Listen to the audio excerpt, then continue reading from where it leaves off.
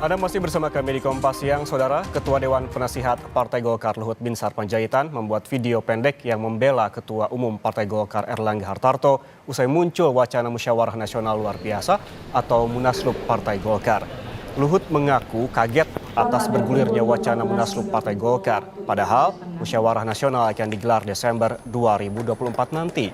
Luhut meminta kader Partai Golkar supaya tidak mau diintimidasi dan dipengaruhi oleh pihak-pihak yang menginginkan Munaslup. Terkait isu Munaslup ini, Erlangga merespon singkat dan membantah ada Munaslup Partai Golkar. Pada pukul 18. Gak kaget juga mendengar gonjak-kacing mengenai partai kita ini, Partai Golkar sebagai aset demokrasi Republik Indonesia ini yang mau didorong agar ada Munas luar biasa sebelum Munas Desember tahun 2024 ini. Saya ingin menyampaikan pada semua teman-teman yang menonton video ini, jangan pernah Golkar itu diatur-atur oleh orang luar. Biarlah Golkar itu menentukan jalannya sendiri. Golkar itu akan ada Munas sesuai aturan Munas yang lalu di bulan Desember tahun ini.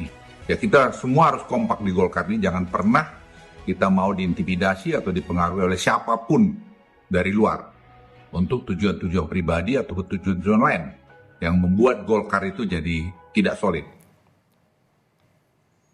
Sementara itu, Sekjen PDI Perjuangan Hasto Kristianto mengaku terkejut dengan berita pengunduran diri Erlangga Hartarto sebagai Ketua Umum di Partai Golkar.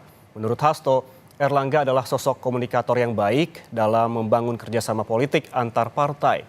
Diakui Hasto, PDI Perjuangan banyak bekerja sama dengan Partai Golkar, terutama dalam gelaran Pilkada 2024. Hasto juga bilang gejolak yang dialami Partai Golkar bisa memengaruhi konfigurasi peta politik Pilkada, utamanya di tingkat provinsi. Ya, hal tersebut sangat mengejutkan karena ini dalam rangka pilkada serentak dan muncul kejadian politik yang dalam kategori kami suatu hal yang luar biasa yang menyentuh aspek. Dan untuk membahas apa yang sedang terjadi di tubuh Partai Golkar, kita langsung bergabung dengan Direktur Eksekutif Carta Politika Yunarto Wijaya. Selamat siang, Mas Toto.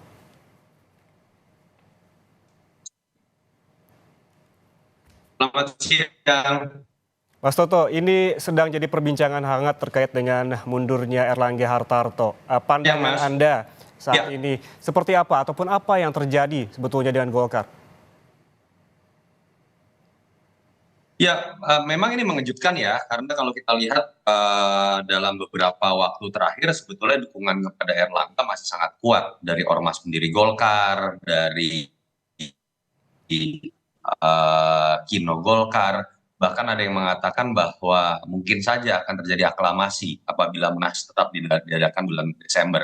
Artinya kan ada sesuatu yang sifatnya darurat ya, mendadak dan memaksa tanda kutip Erlangga mundurkan diri. Biasanya yang darurat ini level ketua umum hanya dua kemungkinannya. Yang pertama adalah tekanan politik yang sangat besar, entah itu dari bawah karena ketidaknyamanan dari internal Partai Golkar, atau dari atas, dari internal, dari eksternal yang merasa tidak nyaman dengan keberadaan Mas Erlangga.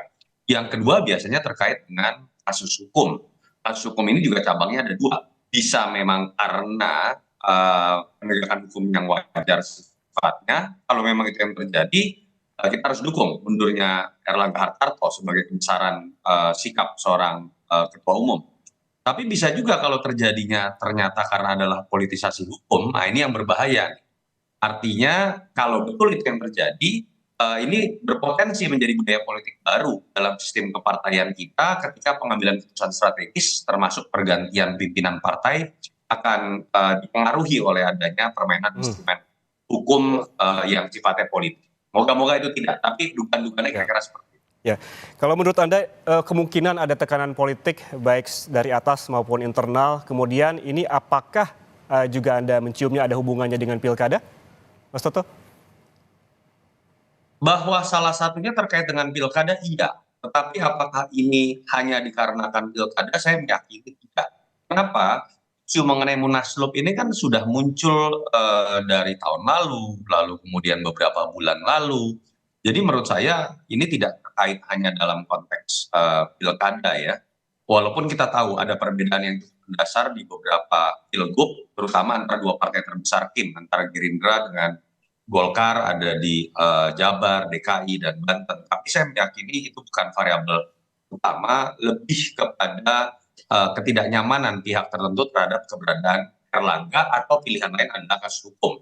Dan itu yang menurut saya kan juga di-highlight oleh Erlangga sendiri ketika di alasan keduanya menyertakan alasan demi proses transisi pemerintahan Prabowo Gibran. Kalau kita bicara pemerintahan Prabowo Gibran artinya kan ada dua sosok ya yang dianggap memiliki pengaruh sangat besar.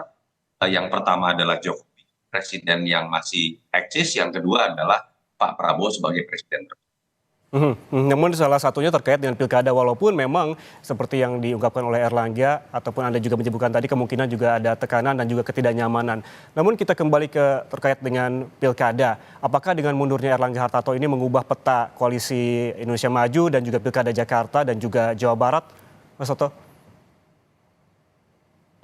Belum bicara mengenai peta konstelasinya, akan ada yang berubah dan ada problem yang harus diselesaikan oleh Partai Golkar. Aturannya itu adalah ketika KPU hanya akan menerima rekomendasi dari partai yang ditandatangani oleh ketua definitif dan sekjen. Artinya andai kata pun besok Golkar sudah memilih PLT melalui rapat pleno, itu tidak mencukupi syarat. Artinya apa? Golkar punya tugas untuk melakukan munaslup dalam waktu dekat, minimal itu harus rampung sebelum pendaftaran 27 Agustus. Karena kalau tidak, calon-calon yang dimajukan Golkar ini tidak memenuhi prasyarat. Dan ini menurut saya cerdasnya siapapun yang mengatur rencana munaslup ini. Karena ketika kemudian dihadapkan pada tantangan Golkar itu bisa lolos pilkada atau tidak, mau tidak mau hampir seluruh kader menurut saya akan menyetujui munaslup ini. Dan cocok yang enggak. Karena kalau tidak mereka akan berantakan nih rencana pilkadanya. Itu yang pertama. Yang kedua, kalau ditanya konstelasi berubah atau tidak, menurut saya andai kata yang terpilih adalah sosok yang memang dapat restu dari kekuasaan, entah itu dalam konteks Jokowi atau dalam konteks Kim, dalam hal ini Pak Prabowo, tentu saja di level pilgub yang minimal ya, perbedaan sikap itu lebih bisa dipertemukan dan kemudian perbedaan-perbedaan sikap seperti Jabar, DKI, dan kemudian Banten akan lebih mudah diselesaikan. Bagus buat tim, tapi menurut saya tidak bagus buat kedaulatan partai dalam mengusung calon di pilkada dan tidak bagus untuk alam demokrasi kita. Oke, tidak bagus untuk kedaulatan partai, namun ini Erlangga Hartarto sudah memutuskan untuk mundur. Anda melihatnya juga seperti apa? Karena memang ada pertanyaan begitu sebelumnya, apakah Erlangga ini memiliki kesalahan atau betulkah ada hubungannya dengan kasus lama terkait dengan minyak goreng misalnya, Mas Toto? Ya, itu yang orang kemudian kan kaitkan ya, bahwa di tahun lalu sempat ada pemeriksaan terhadap Mas Erlangga terkait pada saat situasi minyak goreng sedang langka. Nah, apakah memang terkait? Kita hanya bisa mengatakan waktu yang akan menjawab. Tapi poin saya adalah, makanya dalam situasi seperti ini transparansi harusnya bisa diberikan. Saya berharap sekali Mas Erlangga pasca tidak lagi menjabat, mungkin kemarin memiliki keterbatasan untuk berargumentasi, menjelaskan situasi yang sesungguhnya, nanti ke depan bisa menjelaskan lebih detail apa sih alasan utama beliau mundur. Ini kan bentuk pertanggungjawaban terhadap kader Golkar, pemilih Golkar, dan masyarakat Indonesia dalam konteks pendidikan politik gitu ya. Dan yang kedua, saya juga berharap andai kata betul ada terkait dengan kasus hukum, ya jangan sampai terjadi barter antara sikap politik dengan peristiwa hukum. Itu yang kita takutkan kemudian terjadi kalau memang terkait dengan kasus hukum. Jadi harus ada transparansi dalam konteks sikap politik dalam pengunduran diri. Lembaga penegak hukum apabila memang betul ada kasusnya juga harus transparan dan tidak boleh terkait dengan peristiwa politik yang kemarin kita lihat. Harus adanya transparansi terkait konteks politik dan juga hukum. Dan dia ada juga menyebutkan ini terkait yang jenius dalam hal ini adalah yang mengusulkan munaslup. Kita kembali lagi Mas Soto. Kemudian menurut Anda sebetulnya siapa aktor di balik hal ini dan apakah para ketua juga ikut dalam peristiwa ini Mas Soto? Iya, kita nggak bisa menilai sekarang, Mas. Kita baru bisa akan menerka atau menebak ketika nanti PLT-nya terpilih, dan kita akan lebih bisa menerka lebih tajam ketika nanti ada nama yang menguat di munaslup dan terpilih. Kita akan bisa melihat nama tersebut dekat dengan siapa? Apakah dekat dengan Pak Jokowi, ataukah dekat dengan Pak Prabowo, ataukah misalnya memang betul-betul sosok yang mengakar dari bawah gitu ya. Kan nama-nama yang beredar misalnya ada Andika Agus Gumiwang, orang cenderung mempersepsikan itu dekat dengan Pak Prabowo. Bahlil cenderung dekat dengan Pak Jokowi. Kalau nama-nama lain yang muncul mungkin cenderung akan lebih memiliki akar ya di bawah gitu. Itu yang menurut saya nanti bisa kita jadikan landasan untuk menilai. Saya tidak mau mengatakan aktor dari Munaslup ini, tapi minimal kita bisa mengatakan siapa yang bisa mengambil keuntungan dari peristiwa Munaslup. Yang bisa kita lakukan saat ini hanyalah menerka-nerka ya Mas Toto siapa aktor di balik dengan mundurnya Erlangga Hartarto. Terima kasih Yunarto Wijaya telah bergabung bersama Terima kami kasih. di Kompas Sama-sama. Siang pada hari Ya. ini. Selamat bertugas kembali Mas Toto, terima kasih.